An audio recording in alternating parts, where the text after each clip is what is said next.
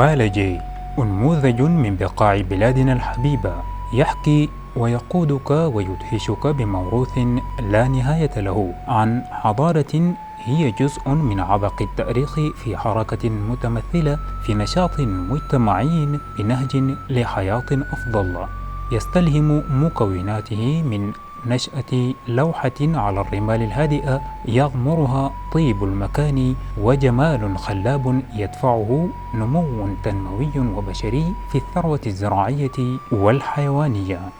والعطيان فوق موية البطر بتكرع، قلبنا ثقيلة من مزن انسحابته تهرع.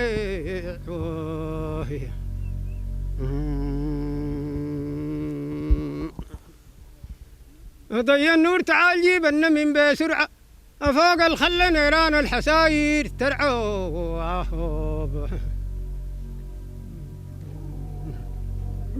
فوق الخل نيران الحساير ترعى، في الخلاك واقع زي صدوقات درعوب.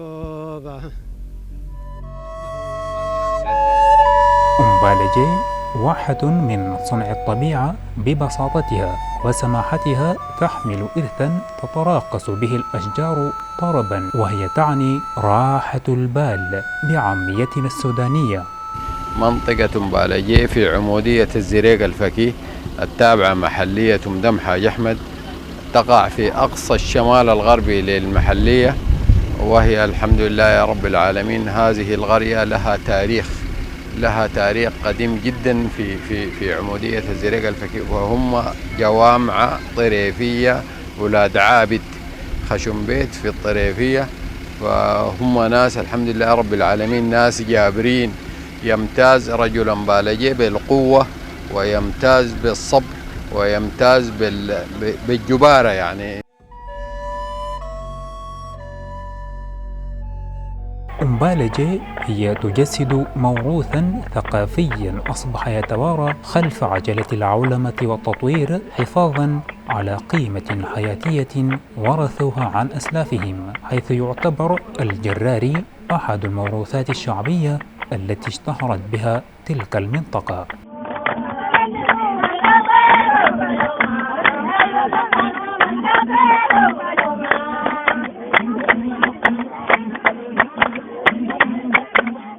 يعبرون بها عن فرحتهم ومناسباتهم، ليبقى ذلك الجمال بالبساطة والطيبة الإنسانية. عطرت فضاءاته بالفرحة والزغاريد والأهازيج، تجمع ما بين تمايلهم في الجرار ورقصهم بالدلوكة. ترتفع إليه السواعد بالتباشير وترتقي شكلا من على الإبل، التي يعبرون بها عن شموخ إنسان في الصبر والعزيمة.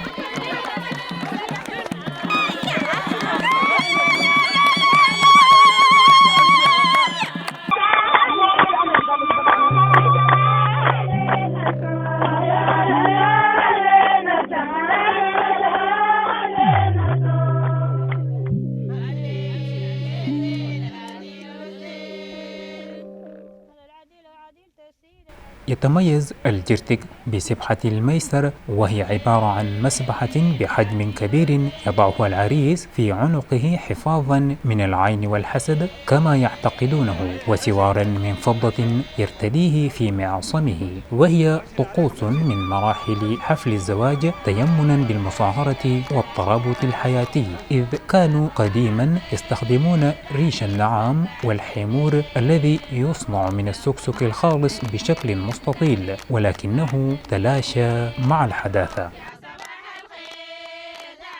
أما الزوجة فيوضع على رأسها ما يسمى بالعمرة، وهي إناء مصنوع من السعف يصب عليه الحليب، خاصة حليب الماعز، مما يدل على صفاء نية العروسين.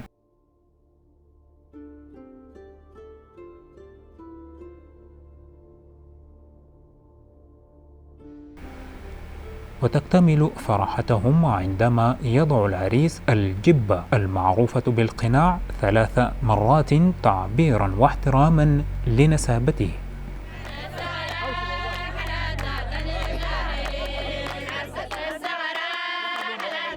عندها يقطع الرهط فيرمي به العريس للمشاركين في الزفاف من الفتيات لزواج مقبل ميمون.